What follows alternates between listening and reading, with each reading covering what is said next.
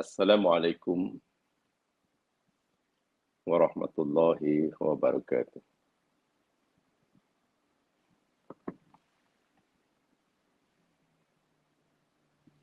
Alhamdulillahilladzi nahmaduhu wa nasta'inuhu wa nastahdihi. Nastaghfiruhu wa natubu ilaihi wa nuthni alaihi al-khair kulli. Nashkuruhu wa la nakfuruhu. Wa nakhla'u wa natruku man yahjuruhu.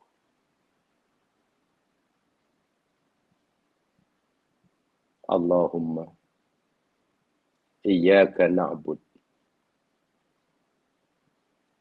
laka nusalli wa nasjud wa ilaika nas'a wa nahnu narju rahmataka wa nakhsha 'adzabak inna 'adzabaka jad bil kuffaril mulhik. Allahumma lakal hamdu kulluh wa lakas syukru kulluh wa ilaika turja'ul amru kulluh ala niyyatuhu wa sirruh.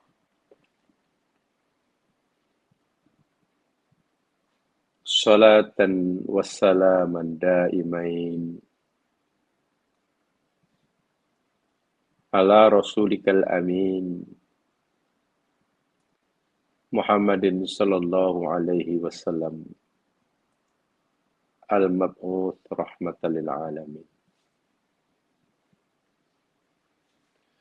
wa ala alihi wa ashabihi wa atba'ihi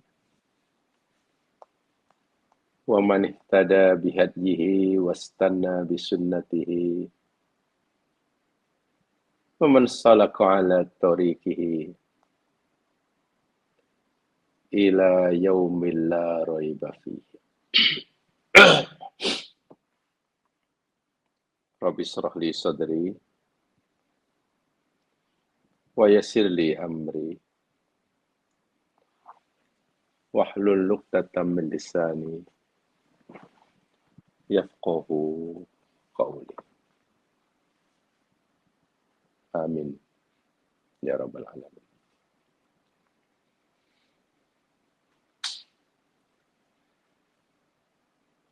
Muslimin, muslimat, saudara-saudaraku seiman dan seagama, dimanapun Anda berada. Semoga Allah sentiasa melindungi kita, membimbing kita, menunjukkan kita ke jalan yang ridhoinya, meringankan anggota tubuh kita, memudahkan usaha kita dalam menambahkan bekalan untuk kita bawa kelak berjumpa dengannya bila telah tiba masa dan ketikanya. Dengan melafazkan Bismillahirrahmanirrahim, kita ikhlaskan niat kita semata-mata kerana mencari keridhaannya, agar mudah hati kita terbuka untuk menerima peringatan, pengajaran yang Dia sampaikan pada kita melalui firman-firman-Nya. Karena semua kita pasti tahu Mempelajari firman-firman Allah ada sesuatu yang sangat-sangat penting. Memahami ajaran Allah ada perkara yang tidak boleh tidak mesti dilaku oleh kita. Tapi ada yang lebih penting daripada itu. Hendaknya firman Allah yang kita telah pelajari, peringatan-peringatan Allah yang telah kita mengerti, kita amalkan. Agar ia dapat mengubah kepribadian kita daripada yang tidak baik menjadi baik, daripada yang sudah baik menjadi lebih baik, begitu seterusnya. Sehingga Allah sendiri yang menghentikan usaha kita bila telah tiba masa dan ketikanya. Mari kita niatkan kajian kita di mana saja, bila-bila mana saja, kepada siapapun, semata-mata karena Allah, dan kita ingin mengubah diri kita menjadi pribadi mukmin yang lebih baik. Sebab sebanyak manapun ilmu yang ada di kepala kita, selama mana pun usaha kita mempelajari agama suci ini, sebanyak manapun buku yang kita telah kaji, sebanyak manapun ayat-ayat, dalil-dalil yang kita telah hafal dan koleksi, tapi jika dia tidak mengubah kepribadian kita sebagai orang mukmin menjadi lebih baik, lebih baik, lebih baik. Bila apa yang ada dalam kepala kita, berbagai macam ilmu, tidak mengubah apa yang ada dalam hati kita, daripada kotor menjadi bersih, berubah menjadi daripada tamak menjadi qanaah, mengubah daripada dendam menjadi pemaaf, mengubah daripada sifat dengki jadi orang yang penuh kasih sayang. Rasa-rasanya kajian kita, belajar kita yang sudah berpuluh tahun masih perlu dipertanyakan. Betulkah kita belajar hanya untuk koleksi fikir?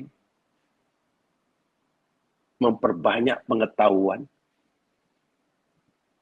Itu sajakah?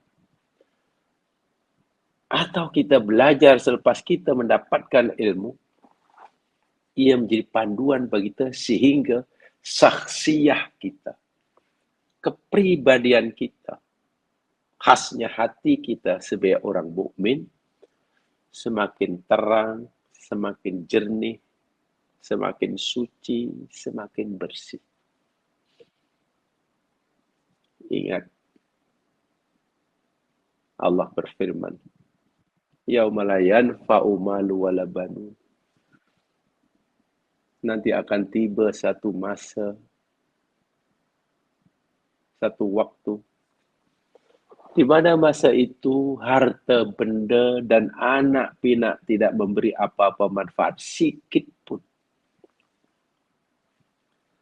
Ila man atallaha biqalbin salim. Kecuali siapa yang datang kepada Allah dengan membawa hati yang salim. Apa itu qalbun salim? Saya yakin semua jamaah telah mengkajinya, memahaminya. dengan baik. Jamaah yang dirahmati Allah sekalian. Ya, sebagai contoh, selama ini kita mempelajari sosok manusia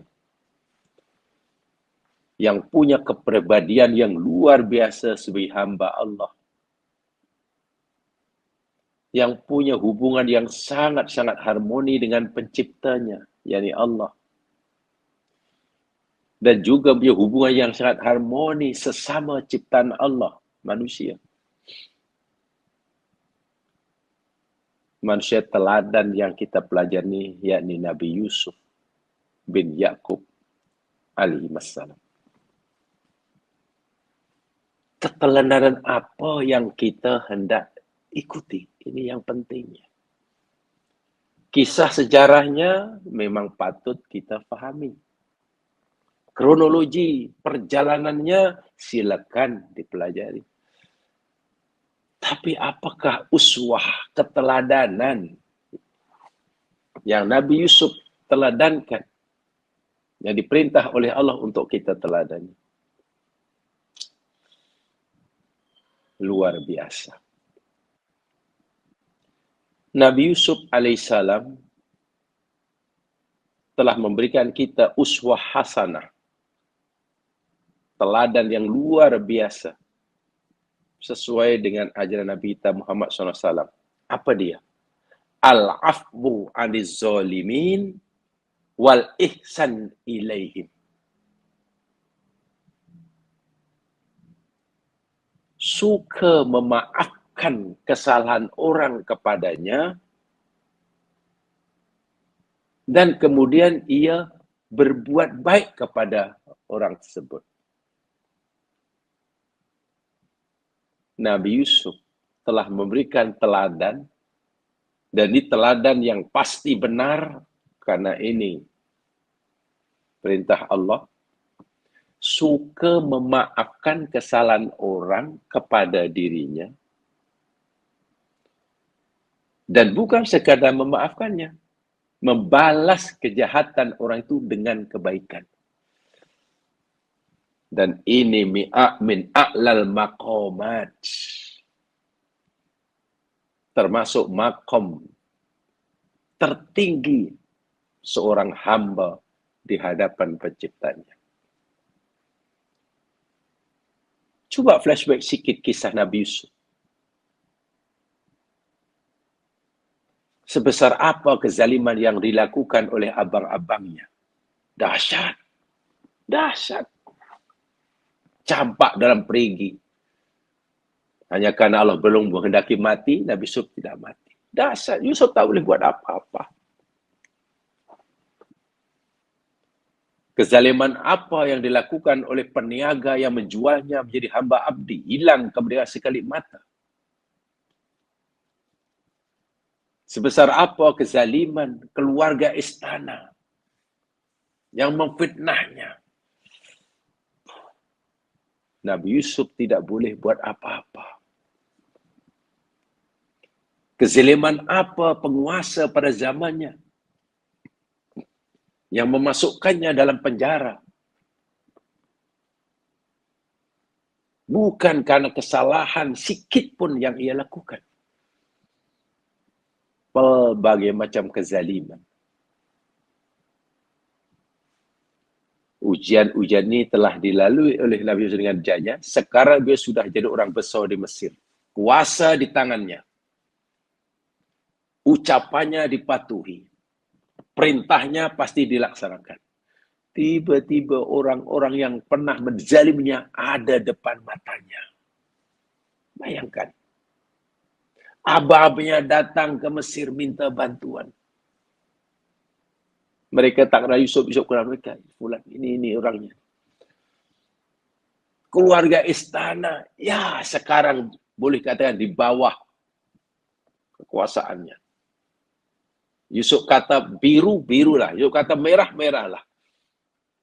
Tapi bagaimana Yusuf menghadapi orang-orang yang pernah berbuat zalim padanya? Yusuf dengan lapang dada. Dimaafkan, bukan balas dendam. Orang yang boleh memaafkan kesalahan orang kepada dirinya ketika ia punya peluang dan kesempatan untuk membalasnya, itulah hamba Allah yang luar biasa. Makom yang sangat tinggi. Bila kita mampu memaafkan kesalahan orang karena kita tidak punya peluang untuk membalas, karena kita tidak berdaya, ya itu wajarlah. Sabar yang wajar namanya sabar itirori yang telah kita pelajari. Nabi Yusuf tidak. Ia ada peluang untuk membalas, ada kemampuan. Dan orangnya dalam posisi yang sangat lemah. Orang yang dahulu menzalim, sekarang dalam posisi yang sangat lemah. Tapi Yusuf, tak apalah, aku maafkanlah. Dan tak cukup dengan maafkan.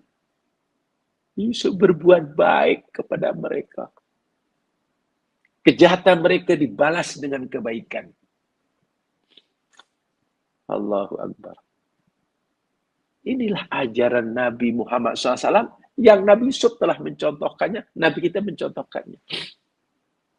Kan Nabi pernah bersabda, "Ufuman dolamaka," maafkan sajalah orang yang buat salah pada kamu.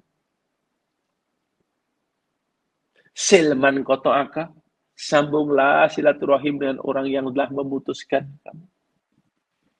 Ahsin ilaman asa'a ilaik, berbuat baiklah kamu kepada orang berbuat jahat. Masya Allah. Ini yang wajib kita usahakan untuk kita contohi dalam kisah Yusuf yang sedang kita pelajari. Saya ulangi sekali, tentang kisah sejarahnya, kronologi peristiwanya, sila baca. Sila kisah sejarahnya. Tapi ingat, bila Quran cerita sejarah, bukan sekadar memberikan kita informasi tentang peristiwa yang lalu. Tapi Quran memberikan pengajaran. Sejarah dalam Al-Quran bukan sekadar memberikan maklumat, informasi tentang peristiwa yang berlaku. Tapi ia berisikan pengajaran. Ibrah. Quran memang berisikan ada kisah sejarah. Tapi Quran bukan buku sejarah. Saya ulangi. Dalam Al-Quran memang ada kisah sejarah umat Islam. Tapi Al-Quran bukan buku sejarah. Sikap Nabi Yusuf ini dijelaskan dalam Al-Quran, ditentukan oleh Nabi kepada Nabi SAW.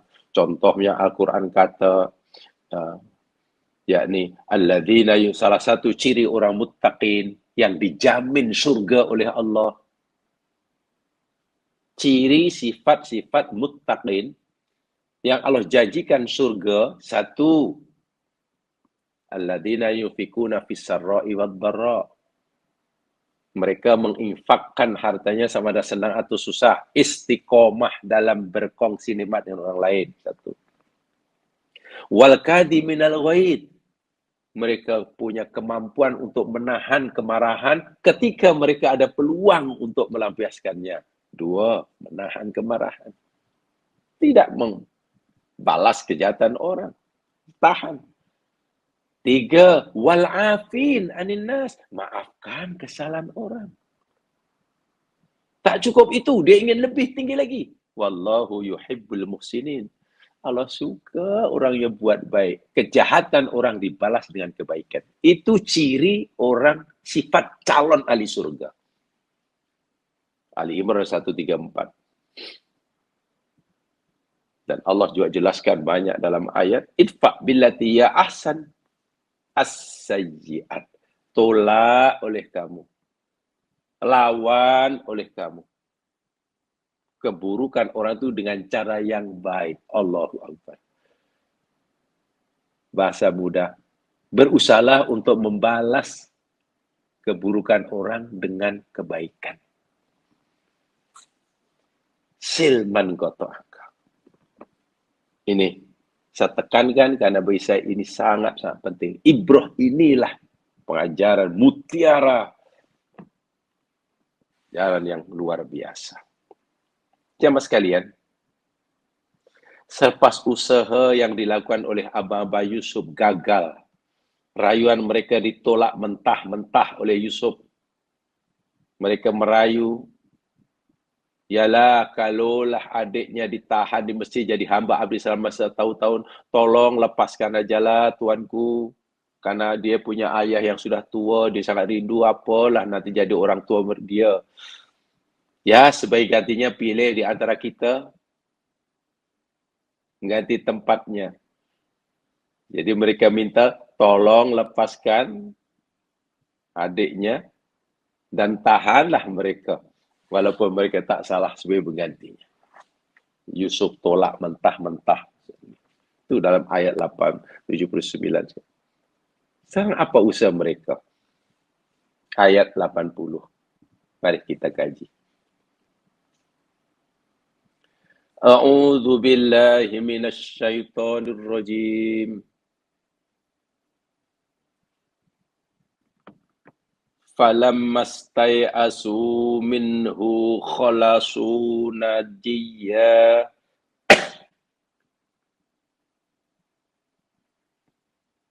Maka tatkala mereka telah berputus asa, yakni dari kepada keputusan Nabi Yusuf yang menolak mentah-mentah rayuan dan permintaan mereka, mereka menyendiri, mengasingkan diri. Najiyah, sambil berbisik sama mereka, berbunding, berbincang. Dan tak nak ada orang lain di luar kalangan mereka adik-beradik yang mengetahuinya. Kumpul adik-beradik di tempat yang agak jauh sikit, bincang. Najiyah, berbisik. Apa yang mereka bincangkan sama mereka? Qala kabiruhum alam ta'lamu anna abakum qad akhadha alaikum mautikum minallah. Berkatalah yang paling tua di antara mereka, di antara adik-beradik ini, tidakkah kamu ketahui bahwasanya sesungguhnya ayahmu, yakni ayah kita Nabi Yakub, telah mengambil janji, ikrar, sumpah daripada kamu dengan nama Allah. Ingat sebelum dahulu kita bawa Bunyamin ke Mesir, kita merayu ayah. Dan ayah minta komitmen kita dan kita bersumpah dengan nama Allah. Kita janji di hadapan Allah ayah, dengan Allah di hadapan ayah yang kita akan jaga Bunyamin, kita akan pastikan Bunyamin selamat pergi dan balik. Tapi sekarang yang berlaku tengok.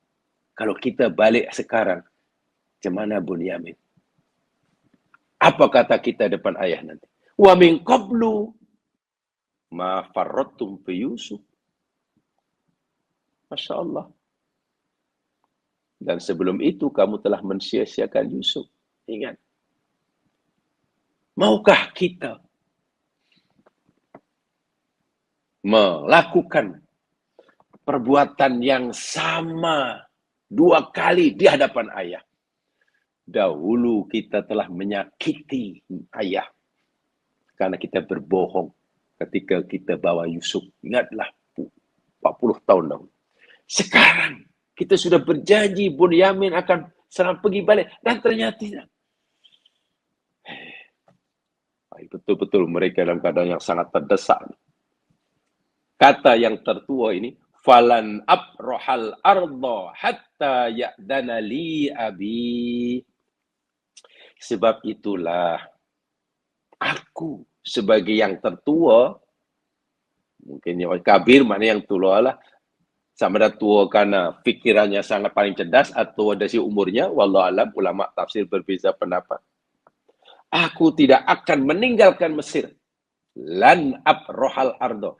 Aku akan terus berada di Mesir dan aku tidak akan tinggalkan Mesir hatta ya'dana li abi. Sehingga ayahku mengizinkan padaku untuk balik. Kalaulah sudah ada berita ayah, tak apalah nak, tak payahlah, tunggu adik kamu di Mesir, balik semua, baru aku akan balik. Selagi ayah tak izinkan, tak suruh balik, aku takut tetap di Mesir. Nak tengok, nak menemani, nak mengawasi Bunyamin selama 1 tahun jadi hamba abdi. Au yahkumallahu li, atau Allah memberikan keputusan kepada tahaku yang lain, tak tahu apa hukuman Allah. Kita sudah ingkar janji, sudah berjanji pada Allah, ni tak menepati, menyakiti hati ayah 2 kali pula. Tahu apa pun yang Allah buat aku, mungkin dihukum, bukan apa. Wa khairul hakimin, dan dia Allah itu maha sebaik-baik yang memberi keputusan bagi hakim. Mas sekalian, tengok dalam kalimah itu digunakan kalimah falamastai asu. Istai asa itu daripada kalimah ya isa. Ya isa itu putus asa. Bila ikut wazan istaf'ala, ya isa menjadi istai asa, fa'ala menjadi istaf'ala. Di sini tambahan hamzah sinta itu untuk membawa makna mubalaghah. Saya yakin yang belajar sorof sudah tahu itu. Tambahan hamzah sinta fa'ala jadi istaf'ala, ada kalanya bermakna tolab. Contohnya fahima istafhama. Minta faham, tanyalah. Minta. Ada bermakna soiruro. Kaburo istakbaro. Kabir besar, istakbaro menjadi besar. Sombonglah. Ada istaf'ala, hamzah membawa makna mubalaghah. Daripada ya isa putus asa, istai asa. Sangat-sangat putus asa. Ajaba, tanya ajaba, menjawab bukan istajaba. Wah, itu tuh mubalaghah tuh. Jadi bila Allah kata ud'uni astajib lakum, doalah kamu padaku astajib. Allah tak kata ujib, astajib. Benar-benar aku akan memperkenalkan. Itu. Jadi keputusasaan adik-beradik Yusuf kebetulan sudah sampai tahap yang paling tinggi, paling maksimum lah tu. Tak tahu apa lagi nak buat lah. Paling maksimum. Apa tindakan mereka selanjutnya? Kholasu. Kholaso maknanya infaroda. Dia mengasingkan diri, berbincang sama mereka, dan mereka tak nak ada orang lain tahu apa yang mereka bincangkan sesama adik-beradik ini. Jadi masuk ayat ini, yang sekalian laqad badala ikhwatu Yusuf aqsa juhudihim ma'hu yutliqalahum siraha akhihim Bunyamin. Setelah mereka berusaha bermati-matian dalam keadaan paling maksimum, segala cara telah ditempuh, rayuan sudah, mengaku salah sudah, bla bla bla bla. Untuk membebaskan Bunyamin dari ditawan, kalau boleh janganlah Bunyamin ditawan. Tapi kalau itu pun tak apalah. Lepaskan Bunyamin dan tahan kami sebagai gantinya. Jangan Bunyamin yang jadi hamba abdi di Mesir, kami. Tak kira siapa daripada 10 orang tu. Mereka rela. Tapi semuanya sia-sia. Falamma yaisu ya'san taban minal busuli madrubihim. Ketika mereka sudah putus asa, dah tak tahu lagi lah nak buat macam mana lah nak membebaskan Bunyamin ini. Infaradu anin nas liyatashawaru fima yaf'alunah. Mereka mengasingkan diri sesama mereka. Saya kata tadi, tak nak orang lain tahu tentang apa langkah berikutnya yang nak dilakukan. Wa fima yaqulunahu li abihim indama ya'uduna ilaihi. Mereka telah bincang juga, pikirkan juga apa yang akan dikatakan kepada Nabi Yakub bila mereka nanti balik. Kalau ayahnya tanya, mana Bunyamin? Apa jawaban mereka? Takkan yang asal jawab saja. Oh, Bunyamin tawan, apa sebab ancaman? Kamu taati, kamu... Oh, pening mereka fikir ya sekalian. Wala yajidu mahum Bunyamin. Balik. Bunyamin tak sama mereka. Ini istai asu. Jadi, akhirnya mereka nampak mereka tidak akan lagi berjaya untuk berhujah dengan Yusuf karena apa-apa alasan rayuan yang dibuat oleh mereka. Nabi Yusuf tolak mentah-mentah. Yusuf tak nak lepaskan Bunyamin. Dia yang salah, dia yang dihukum. Yusuf tidak akan mau mengubah keputusan itu. Akhirnya mereka ya khalasun najian tadi. Kumpul sama mereka dan berbincang.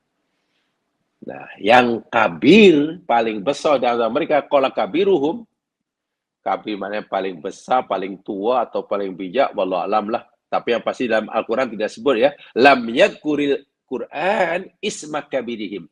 Dalam Quran tidak menyebut siapa nama kabiruhum ni. Yang paling besar tu siapa? Yang paling tua yang besar tu. Li'annahu la yata'allaq bihi kadumirhum. Ya, karena tidak ada lahu kaitannya. Nyebut nama tidak penting karena bukan itu yang nak disampaikan oleh Allah. Walau bagaimanapun, ulama tafsir cubalah memahaminya, mengagak-agak siapa agaknya yang dimaksud kabiruhum ni. Sebagai mufassir kata, oh yang paling besar itu maknanya paling tua. Paling tua umur mereka. Dan yang paling tua kata mufassir namanya Rubil. Rubil. Yang lain pula, oh tidak. Kabiruhum bukan yang paling tua, tapi kabir yang paling cerdas otaknya. Yang paling matang berfikirnya. Dan yang paling matang, paling berfikirnya, itu namanya Yahuza. Namanya Yahuza. Jadi ada yang kata itu Rubil, ada kata Yahuza. Dan Yahuza ini dianggap yang paling, bijak, karena Yahuza lah dahulu yang pernah menghalang keinginan adik-beradiknya untuk membunuh Yusuf. Yahuza kata, janganlah kamu bunuh Yusuf.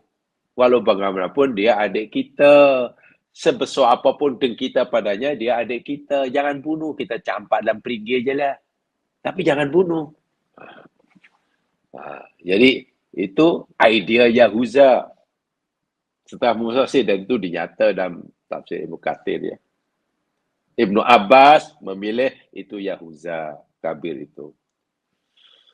Mujahid berpendapat, oh bukan Yahuza, bukan Rubil, itu Sam'un katanya. Sam'un.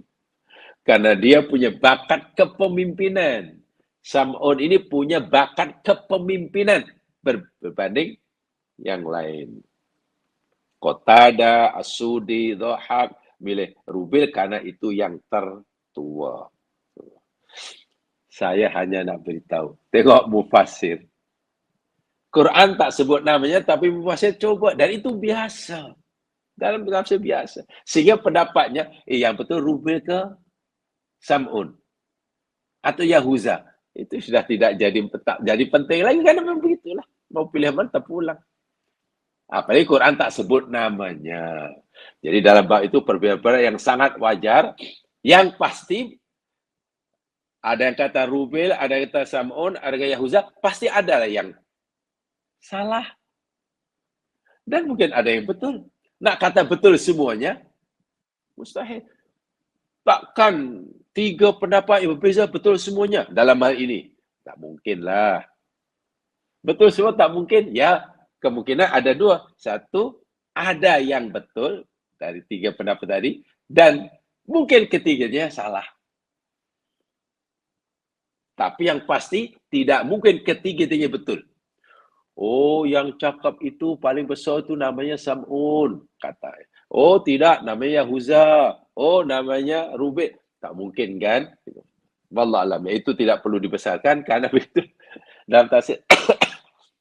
Karena bukan itu ibrah yang kita nak dapat.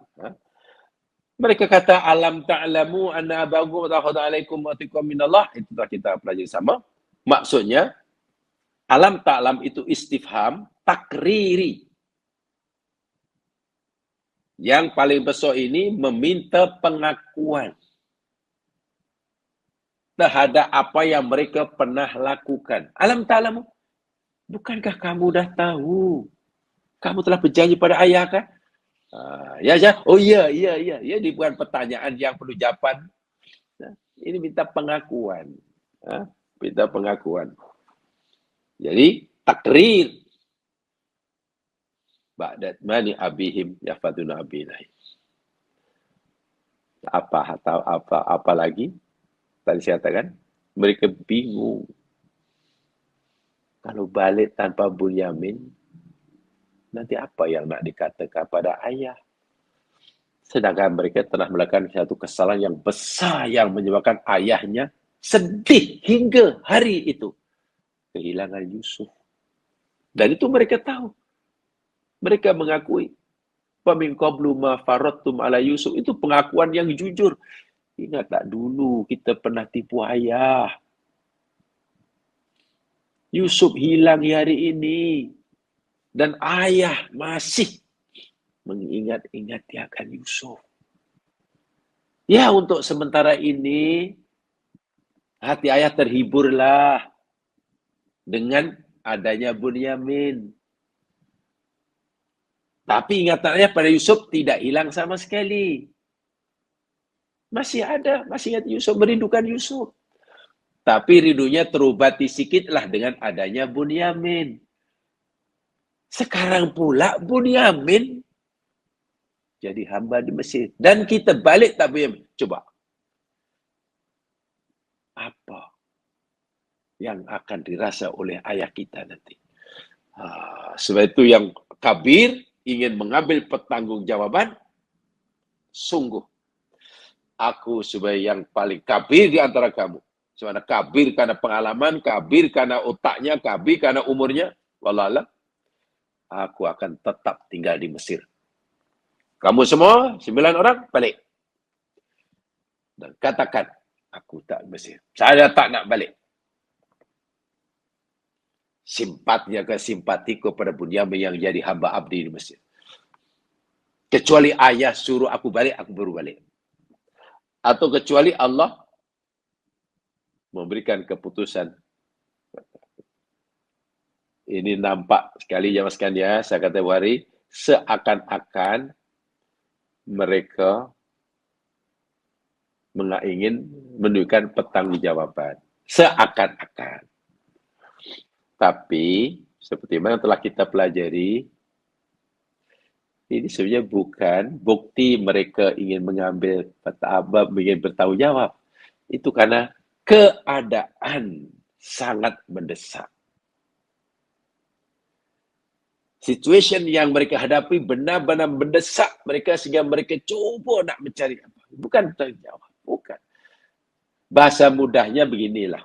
Menurut Mufassir Kabair Mufassir, mereka sebenarnya bukan mengambil berat sangat tentang Bunyamin diperhambakan. Maksudnya bukan itu. Bukan itu. Bukan kebebasan Bunyamin sangat yang mereka perjuangkan. Tapi nasib mereka. Apa nanti yang nak dilakukan, nak dikatakan pada ayah. Kalau ayah kecewa, bagaimana kita hendak memberikan alasan? Itu seperti yang mereka bertanya. Jadi diri mereka bukan kisah sangat tentang Bunyaminnya. Itu terbukti ketika mereka masih menghina Bunyamin dan Yusuf yang menurut keyakinan mereka sudah mati. Ya buktinya itulah. Tuanku, jika dia mencuri, tuanku, memang dalam keluarga dia itu dah memang mencuri itu benda biasa. Abangnya pun dulu mencuri, tengok. Bukankah itu sikap merendahkan, meremehkan, menghina pada Bunyamin? Jadi kalau mereka berusaha mati-matian itu bukan untuk kebebasan Bunyamin, untuk kepentingan diri mereka sendiri. Mereka bingung apa yang nak dikata pada orang tuanya. Dan mereka tahu orang tuanya berhak untuk memarahi mereka kali kesekian kalinya. Orang tuanya ada hak untuk mengatakan mereka ni orang-orang yang tidak amanah. Itu yang. Tapi mereka berusaha macam mana agar orang tuanya tidak menyalahkan mereka, agar orang tuanya dapat memahami mereka, agar orang tuanya tidak menuduh mereka anak yang derhaka. Itu sebenarnya mereka perjuangkan. Jadi bukan sikap ingin mengambil pertanggungjawaban. Waliyadzubillah. Jadi apa ya? Sifat-sifat yang kurang elok, yang masih kurang elok dalam diri hati adik-beradik Nabi Yusuf, walaupun sudah mengalami seperti itu, masih belum hilang sepenuhnya. Ya, mungkin itu masih dalam proses taubat kan. Proses taubat. Jadi Allah, ya kesusahan-kesusahan yang mereka alami, ujian-ujian mereka alami, ini adalah satu proses taubat. Akhirnya apa? Mereka kata, Irji'u, ayat yang ke-81. Irji'u ila abikum faqulu ya abana inna ibnaka saraq wa ma sahidna illa bima alimna wa ma kunna lil ghaibi hafizin. Baliklah kamu, kembalilah kamu, pulanglah kamu pada ayahmu. Dan katakan kepada beliau, ayahmu, wahai ayah, sesungguhnya anakmu telah mencuri. Katakan apa adanya. Kan memang terbukti mencuri. Dari mata kasar, zahir, pun dia mencuri. Katakan dia mencuri. Karena rahsia hakikat yang sebenarnya berlaku belum dapat diungkapkan. Allah belum benarkan Yusuf membukakan rahsia ini. Katakan pada ayahmu, anakmu mencuri ayah. Dan kami semua tidak menyaksikan melainkan apa yang kami ketahui. Yang kami nampak di dalam bekas simpanan makanan, goni, karung makanan itu ada suap malik yang betul. Kami nampak sendiri keluarkan. Dalam goni kami tak ada, karung kami tak ada. Tiba-tiba ada. Jadi dia mencuri. Macam mana boleh ada di situ? Dan sekali-kali kami tidak dapat mengetahui perkara yang gaib.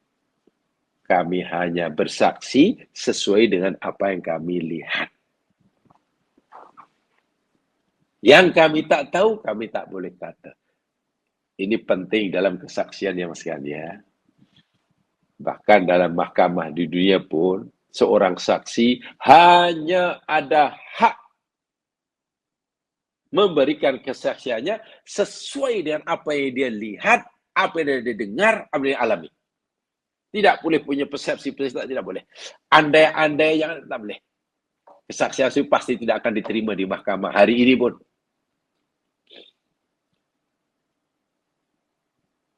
Hearsay tak diterima kan? Tak, saya kena kat kamu.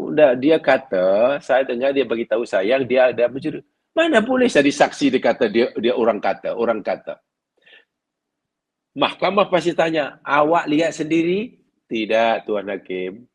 Awak dengar sendiri orang tu kata? Tidak, Tuan. Macam mana awak? Ya, ada orang bagi tahu saya. Ini ayatnya. Kata pada ayah, kami hanya memberikan kesaksian ini berdasarkan apa yang kami nampak sendiri ayah. Yang mata kami melihat, yang telinga kami mendengar. Yang selebih itu kami tak tahu. Itulah nilai kesaksian seorang saksi.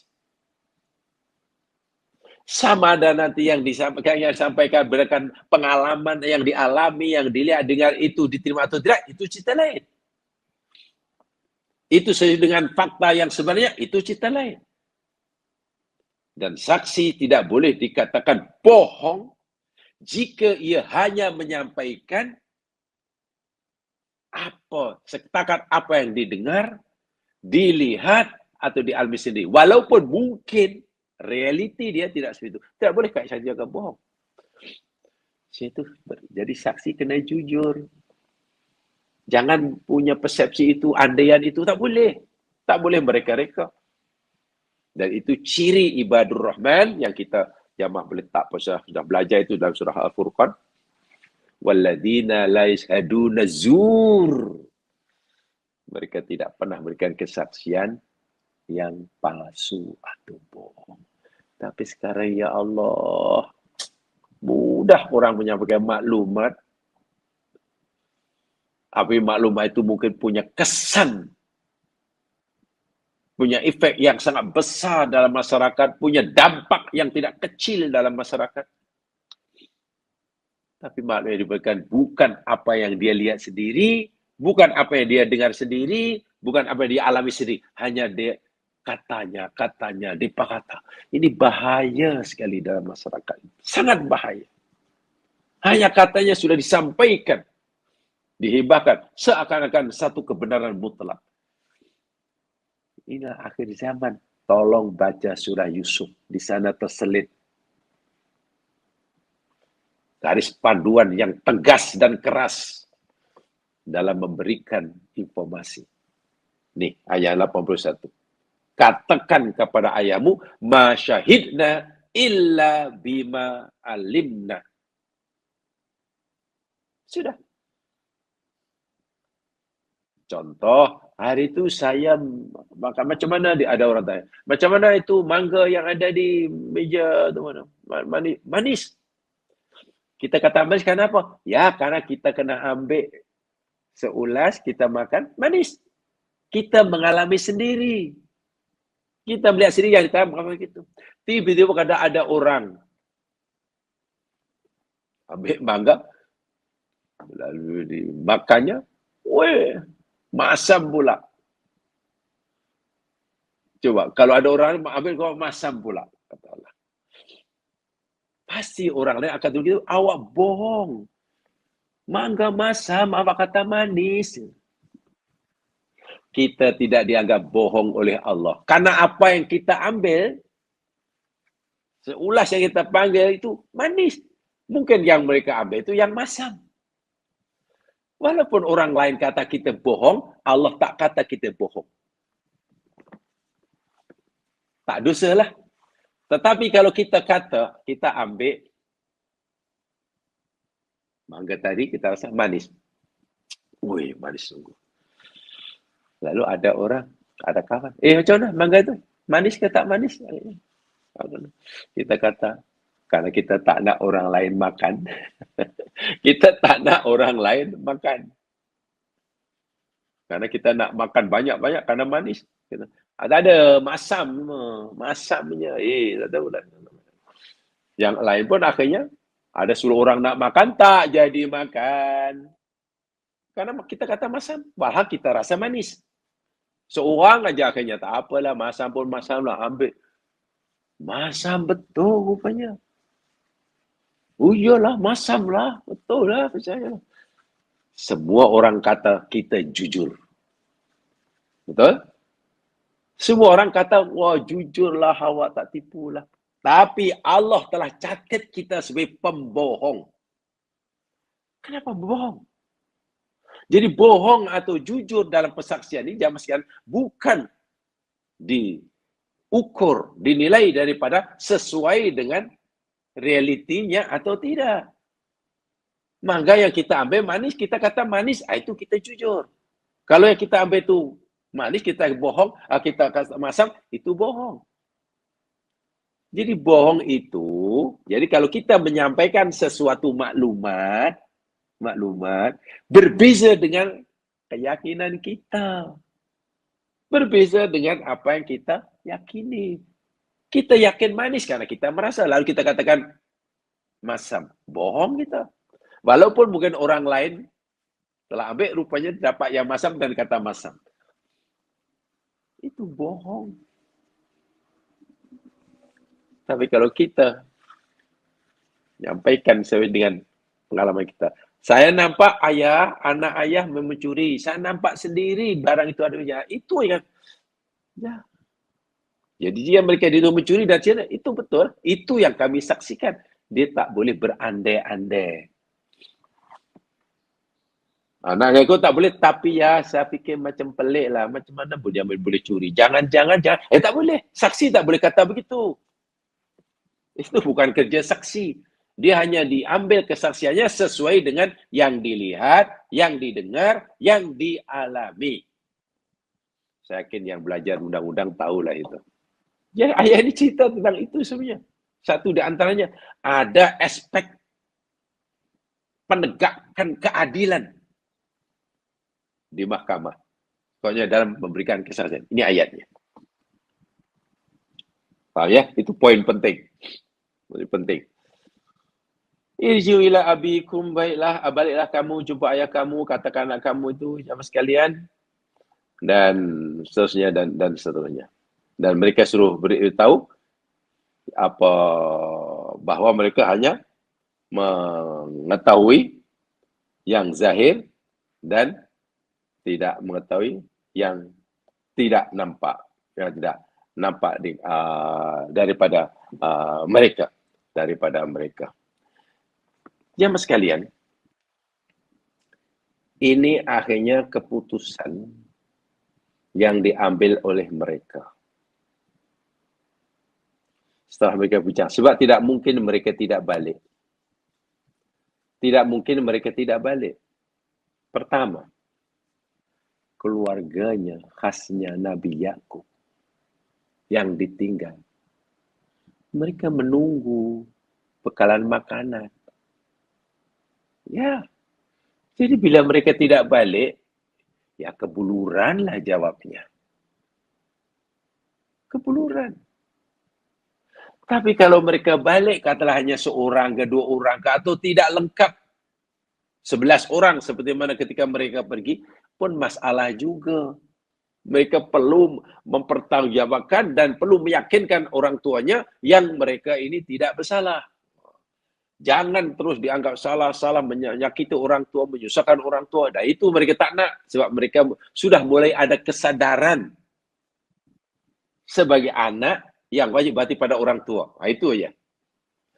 Mereka sudah mulai ada kesadaran bahwa anak wajib berbakti pada orang tua, membahagiakan orang tua, tidak menyusahkan orang tua. Itu ada, sudah mulai ada. Itu kalau balik, macam mana nanti? Nak meyakinkan orang tua yang mereka ini anak-anak yang sudah mulai ada kesadaran sebagai anak. Bakti pada bapa, sedang realitinya tidak amanah. Kenapa? Gagal membawa balik Bunyamin. Tapi kalau tidak balik, macam mana ayahnya nak makan? Inilah problem yang sangat-sangat besar dihadapi oleh mereka. Sehingga mereka sanggup merayu-rayu kepada Nabi Yusuf seperti mana yang dinyatakan dalam ayat sebelumnya. Jadi jamaah sekalian, saya ulangi sekali, dilema mereka sebenarnya bukan pada macam mana nak membebaskan Bunyamin. Bukan itu ceritanya. Tapi lebih kepada macam mana nak menyelesaikan, nak mengatasi masalah mereka sendiri. Itu sebetulnya yang mereka hadapi. Sehingga mereka nampak kebingungan, ya. Mereka nampak kebingungan. Apa langkah yang perlu mereka lakukan. Ya, contohnya di dalam ayat inilah. Jadi saya ulangi sekali, dalam ayat ini Allah Subhanahu wa taala memberitahu kepada kita, pertama tadi yang paling penting, ya. Yang paling penting yakni tentang kesaksian. Itu tolong diingat betul-betul. Diingat betul-betul.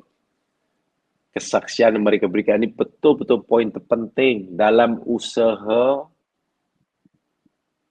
menegakkan keadilan seadil-adilnya. Kerana adil atau tidaknya keputusan yang dijatuhkan oleh seorang hakim dalam mahkamah bukan semata-mata ditentukan oleh kebijaksanaan hakim. Bukan. Tapi adil atau tidaknya keputusan mahkamah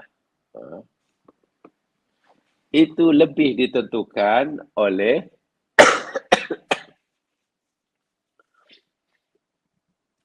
keterangan saksi. Keterangan saksi. Jadi, karena hakim akan memberikan keputusan berdasarkan keterangan yang diberikan oleh saksi. Ini saya sengaja saya highlightkan ya Mas, karena di sini pengajaran pentingnya ya. Kalau kisahnya, ya mereka balik, suruh balik dan nanti bila ayahnya tanya, katakan saja anak ayah mencuri. Bunyamin mencuri ayah dan kami kami akan mempertahankan saat ini karena kami lihat, kami nampak benda yang hilang itu ada di goni atau karung Bunyamin. Itu saja ya. Selebihnya kami tidak mau berandai-andai. Ini poinnya. Seorang saksi bila dia mau bahwa nilai keterangannya itu apabila keterangan mau ada nilainya di hadapan mahkamah, dia mesti hanya menyampaikan apa yang dilihat atau yang didengar atau yang dalami. Tidak boleh berandai-andai. Mereka tidak boleh, tapi ayah kami meragukanlah, jangan-jangan ada orang. Dia tak boleh lagi.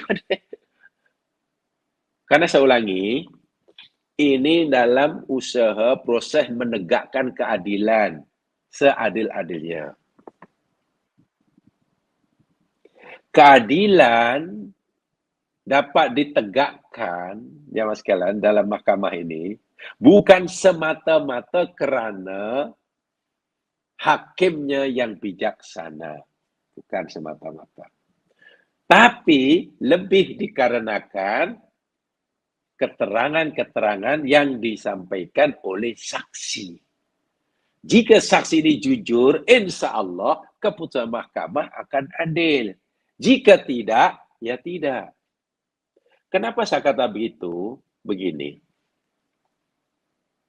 Saya fikir dalam dunia ini tidak adalah hakim yang paling adil melebihi daripada Nabi Muhammad SAW. Kita yakin itu ya. Nabi Muhammad yakni hakim yang paling adil. Nabi pernah dilantik jadi hakim. Atau ya diminta oleh sahabatnya yang ada kes untuk mengadili kes mereka. Dan Nabi tidak mungkin bohong. Tak mungkin. Nabi pasti orang yang paling adil. Tetapi ingat, Nabi sebagai hakim yang akan memutuskan suatu kes, keputusan itu berlandaskan kepada keterangan saksi. Sebab Nabi tidak melihat sendiri kes itu. Nah, keputusan yang akan disampaikan oleh Nabi berpandukan berdasarkan keterangan saksi. Tengok. Jadi kalau keterangan yang masuk itu tak betul, ya pun keputusan dia dijatuhkan oleh Nabi tak betul. Tapi bukan salah Nabi sebagai hakim. Dan ini pernah berlaku, Sakin Jamaah telah baca hadisnya, dalam Bukhari itu ada ya. Hadis dalam Bukhari, daripada Ummu Salamah, Ummul Mukminin. Sami'an Nabi SAW jalabata khisamin inda babihi. Suatu hari, Nabi mendengar ada perbalahan. Ada orang berbalah lah bang. Depan rumahnya. Fakharaja alaihim faqala, lalu Nabi keluar menemui mereka yang berbalai ini. Dan yang berbalai ini akhirnya kedua pihak A dan B lah, kata A dan B bersetuju. Serahkan saja masalah kita ini pada Rasulullah. Biar Rasulullah yang akan memutuskan siapa di antara kita yang benar. Siapa di antara kita yang berhak terhadap benda ini. Karena rupanya dua orang ini, A dan B ini berebut hak kepemilikan. A kata, ini milik aku. B kata, ini milik aku. Masing-masing. Dia tidak mungkin kan? Karena masing-masing merasa yang berhak. Lalu serahkan kepada Nabi. Apa kata Nabi? Innama ana basyarun mitlukum. Hai sahabatku yang sedang bermasalah, ada kes berebutan hak, dan kamu mengadukannya kepada aku untuk aku selesaikan, kamu kena tahu, hanya saja aku ni manusia macam kamu juga. Aku manusia. Ini Nabi tekankan, aku manusia.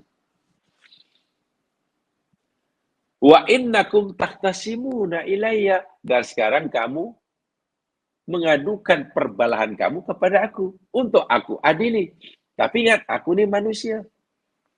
Wala'alla ba'dakum ayyakuna alhana bihujjatin min ba'di. Boleh jadi sebagian kamu lebih petah bercakap daripada yang lain. Tadi aku dah adili kamu. Aku dengar kesaksian yang diberikan oleh A. Aku bagi peluang untuk memberikan hujah-hujahnya. Kenapa ia mendakwa, mengklaim ini miliknya. Kata bla bla bla bla bla bla bla. Aku, kata Nabi, juga aku telah berikan peluang pada B untuk berhujah, untuk membuktikan bahawa dialah yang paling berhak, yang berat terhadap benda ini. B pun keterangan Nabi sudah dengar dari kedua belah pihak. A sudah dengar, B sudah dengar. Dan Nabi tahu. Sebelum Nabi putuskan, apa Nabi kata? La'alla ba'dakum ayyakuna alhana bihujjati mibadin. Boleh jadi selepas aku dengar keterangan kamu daripada A dan B, boleh jadi seorang daripada kamu lebih pandai bercakap. Lebih petah bercakap dari yang lain. Lebih pandai meyakinkan aku sebagai hakim bahawa dengan hujahnya. Kan orang dalam berhujah tak sama kepandainya gimana. Oh, ini pandai berhujah, ini petah, yang ini hanya mungkin bercakap ini ada milik aku ya Rasul kerana gini-gini. Yang B, ya Rasul, ini barang milik aku. Alasan kamu apa, B? Ya, ini milik aku lah. Aku tak pernah jual, aku tak pernah, milik aku lah. Dia tak pandai berhujah. Yang B. Seperti itulah contohnya. Lalu apa Nabi kata? Fa'aqdi ala nahwi ma asma. Dan aku akan memberikan keputusan masalah kes kamu ini berdasarkan apa yang aku dengar. Keterangan yang kesaksian diberikan oleh A, begini-begini. Penjelasan oleh B, begini-begini. Tapi di antara kamu ini ada yang lebih pandai, lebih petah bercakap. Dan aku akan benarkan itu. Sebab Nabi tak tahu. Nabi kata, aku manusia. Aku tak tahu kes kamu yang sebenarnya. Lainlah kalau Allah beri aku wahyu. Itu maksudnya. Allah tidak beri wahyu kepada Nabi memberitahu Muhammad yang betul A, yang betul B. Tak. Karena aku ni manusia biasa tak tahu. Jadi aku akan putuskan sebagai hakim berpandukan, berlandaskan keterangan yang kamu berikan, yang aku dengar. Faham di situ ya? Faman qadaitu lahu min haqqi akhi syai'an. Sebab itu. Nanti jika ternyata keputusan akhir aku ini, aku putuskan katalah benda ini milik A, umpamanya. Milik A. Karena memang begitu, berdasarkan makluman keterangan yang aku dengar, Memang meyakinkan. Lalu aku berkata, tapi ternyata hakikatnya yang sebenarnya aku tidak tahu. Min haqqi akhi syai'an. Hakikatnya benda ini milik B. Katalah. Hakikat yang sebenarnya benda yang diperbuat itu milik B. Tapi Nabi tak berikan pada B. Karena keterangan Nabi putusan Nabi berikan keterangan, kesaksian. Fala ya'khudhu. Kalau itu yang berlaku, sebab yang tahu kamu. Yang tahu kamu yang tahu kamu B, benda ini siapa sebenarnya pemilik sebenarnya. Kalau keputusan aku tidak berpihak kepada yang benar, fala ya'khudhu. Jangan kamu ambil. Jangan. Fa innama aqta'u lahu qit'atan minan nar. Karena sesungguhnya keputusan aku itu telah memberikan kepadanya kepingan dan potongan daripada api neraka. Terkejut itu dua sahabat yang berhujung. Katakanlah keputusan Nabi itu, maka aku putuskan benda yang kamu perebutkan ke hak kebenaran ini adalah menang. B kalah. Tapi Nabi dah ingatkan, jika keputusan aku ternyata tidak berpihak kepada yang benar, bukan kerana aku curang. Sebagai hakim tidak curang. Hakim hanya boleh putuskan berdasarkan maklumat. Kalau maklumat yang masuk itu bohong, ya keputusan nanti jadi bohong deh. Akhirnya baru sedar, oh iya ya. Aku tahu sebenarnya benda ini bukan milik aku. Barang ini milik B. Tapi karena aku lebih pandai bercakap, lebih pandai berhujah, lebih pandai meyakinkan Nabi sebagai hakim bahawa ini milik aku, maka kemenangan pihak pada aku. B kalah. Tapi aku tahu itu bukan kebenaran. Aku menang karena hanya kepetahan aku bercakap. Bersilat lidah istilahnya. Kata istilah itu bersilat lidah. Yang silat bukan tanya, lidah pun boleh bersilat. Bergulung-gulung pun akhirnya, Jadi mahkamah kan masih pandai bersilat lidah. Mana boleh berhujah di mahkamah tak tercakap, tak boleh. Akhirnya, iya ya.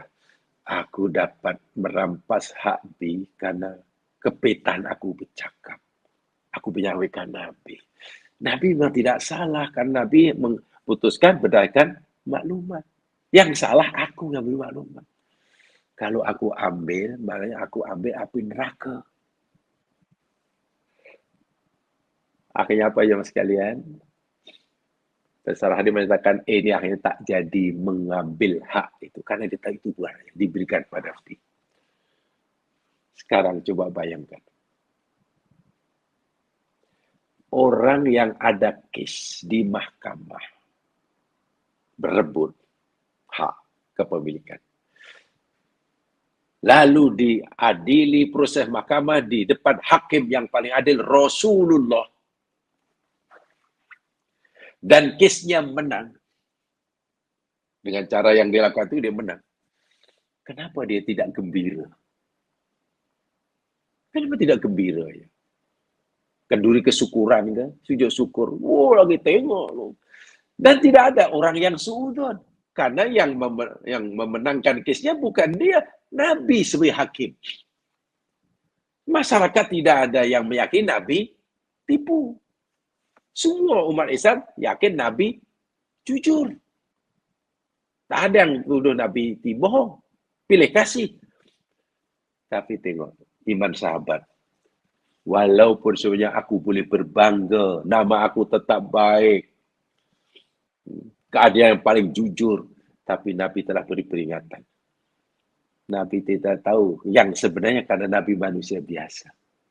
Kalaupun Nabi memberikan kemenangan pada Nabi kepada aku, karena hanya kepintaran aku berhujah. Tak apalah aku tak nak ambil. Inilah sebenarnya pengajaran yang sangat tinggi dalam kisah Nabi Yusuf ini dan juga dicontohkan oleh Rasulullah. Sekarang ada yang seperti itu. Ini yang saya masukkan ke kisah sejarah Quran itu, hendaklah pengajarannya dihidupkan, diamalkan. Sekarang jamaah sekalian, kalau orang menang dalam kes, walaupun hakikatnya dia tak layak menang, tentu ini kesyukuran. Bermati-matian orang salah membela dirinya. Orang pada zaman Nabi kalau salah bahkan jumpa Nabi minta dihukum. Itu orang mukmin. Orang salah mengaku salah, minta dihukum, itu bukan sifat yang tercela, itu sifat terpuji. Sifat yang tercela itu jika orang salah bermati-matian untuk lepas daripada hukuman. Dengan tujuan agar yang tidak bersalah dihukum. Itu sifat yang paling zalim dan keji. Dan bila itu berlaku di dunia sekarang ini, kesnya belum tutup, belum habis. Nanti di akhirat dibuka balik fail seperti itu. Dan sangat berat. Sangat berat. Tengok. Penjelasan yang ke arah sejauh itu, jemaah sekalian. Dalam kisah Nabi Yusuf, hanya menggunakan beberapa patah kata. Dalam ayat yang kita pelajari tadi. Hanya dalam beberapa patah kata. Yakni, ma syahidna illa bima alimna. Ayah, kami tidak menyaksi kecuali apa yang kami tahu. Kesaksian kami 100% berdasarkan mata yang dilihat oleh mata kami, yang didengar oleh telinga kami, yang dialami oleh kami. Masya Allah. Kenapa? Karena kalau saksi sanggup bersikap seperti itu, di mana-mana pengadilan, di mana-mana proses pengadilan, bila-bila manapun, ini akan membantu tertegaknya keadilan yang seksama. Sehingga yang salah dihukum, hakim tidak salah menghukum orang yang bersalah, dan hakim tidak bersalah melepaskan orang tidak bersalah. Walaupun jika hakim melakukan kesalahan karena melepaskan orang bersalah, itu akibatnya lebih ringan daripada kesilapan hakim menghukum, menjadikan orang yang tidak bersalah. Itu sudah dimaklumi. Sesederhana itu Allah menyampaikan maklumat terpenting dalam kehidupan, dalam usaha menegakkan keadilan. Dalam keadilan. Karena ingat, di akhirat itu ada kisos. Ya, di akhirat ada kisos. Kisos bukan hanya di dunia saja. Di akhirat pun ada kisos.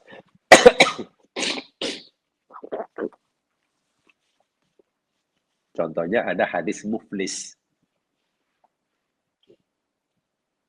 Ada orang pergi akhirat, berpahala yang sangat banyak pahalanya. Dia sudah berkira masuk surga. Ibadahnya banyak, diterima, pahalanya ada. Luar biasa orang ini untuk percaya surga. Sudah berkira ingin masuk surga, jalannya laju ya ke surga. Tiba-tiba ditahan. Pada checkpoint terakhir ditahan. Karena ramai orang menuntut. Ya Allah, kami minta pengadilan. Ini hambamu yang nak surga ni dahulu pernah mencaci aku. Pernah mengkhianati aku, menipu aku, menuduh aku, macam-macam aku, macam-macam mana. Kami tutup bila, ya Allah. Betul kamu, betul ya Allah. Masa itu mana ada maaf memaafkan. Mana ada uang ringgit.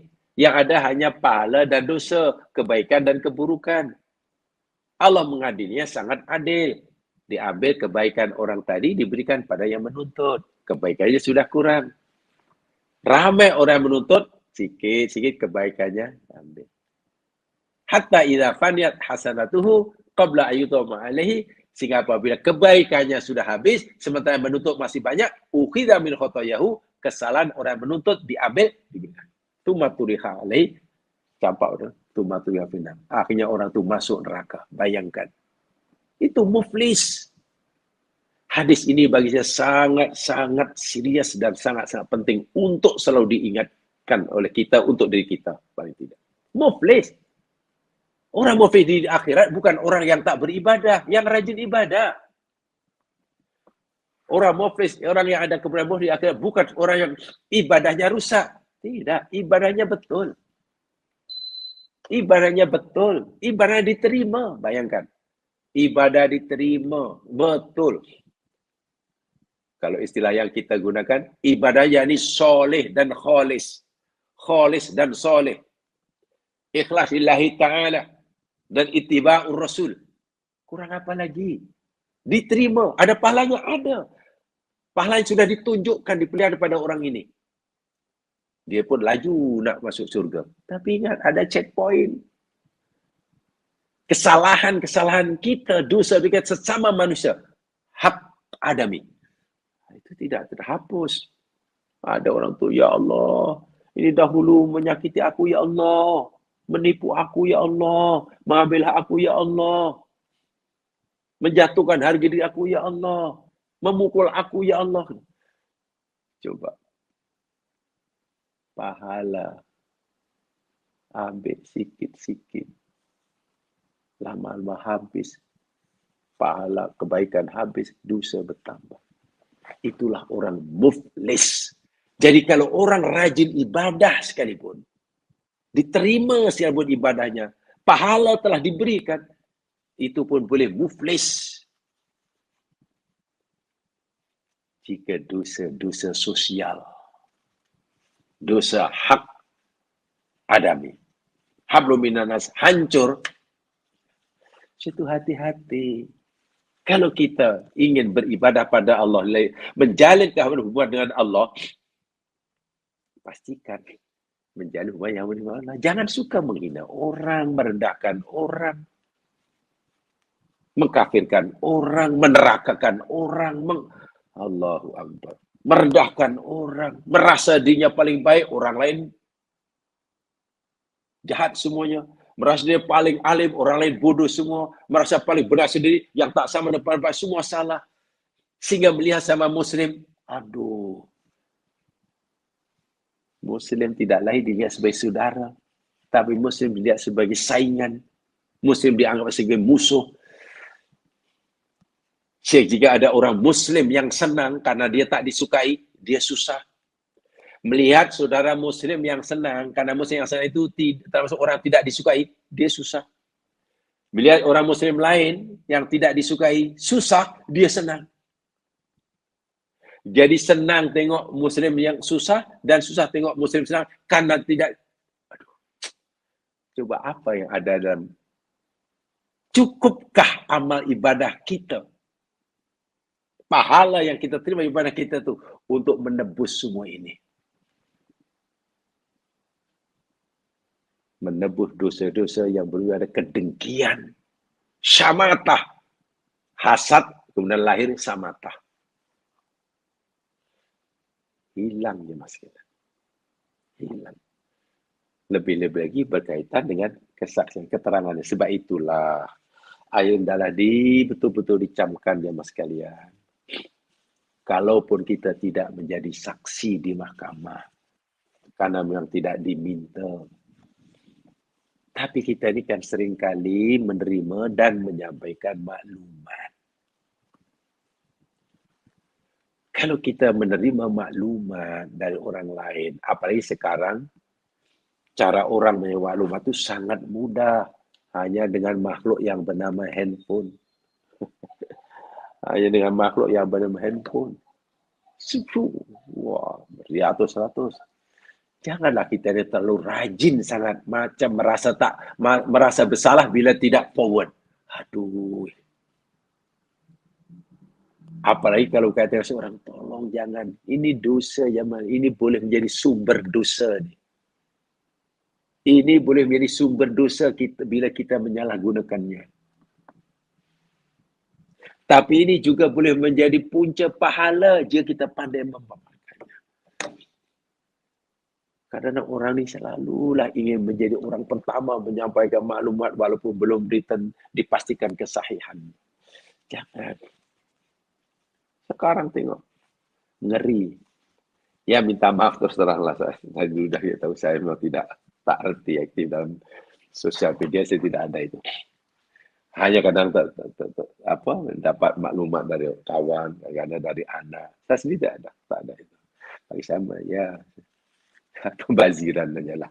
Saya tidak melarang jamaah terpulang. Tapi ingat, pertanggungjawaban kita nafsi-nafsi di hadapan Allah. Jika kita salah gunakan, itu saja. Anda boleh gunakan, tapi ingat, pertanggungjawaban di hadapan Allah nafsi-nafsi. Walaupun dahulu mungkin sekarang kita melakukan secara berjamaah. Hanya dalam menyampaikan maklumat.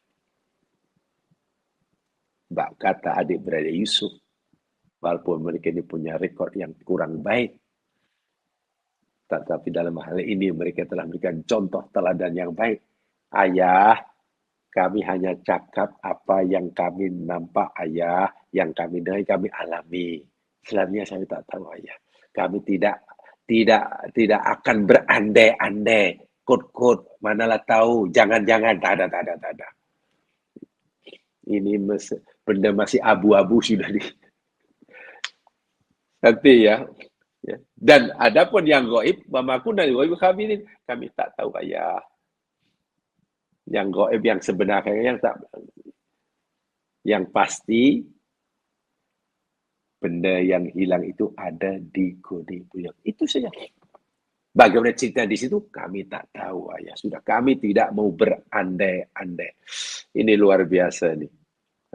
Ucapan seperti walaupun pendek saya kata tadi memberikan makna yang sangat-sangat besar.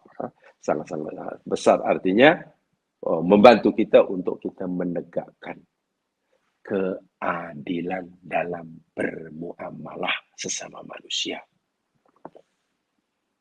Dengan kawan, dengan jiran, dengan kawan sekerja, dengan masyarakat, apalagi sekarang lah, dengan lahirnya makhluk yang bernama handphone. Hati-hati. Jangan kita menambahkan bebanan yang dengan beban itu akan menghilangkan, mengurangi, melenyapkan kebaikan kita. Bekalan kita tambah, beban kita tambah. Wah, ya, muflis.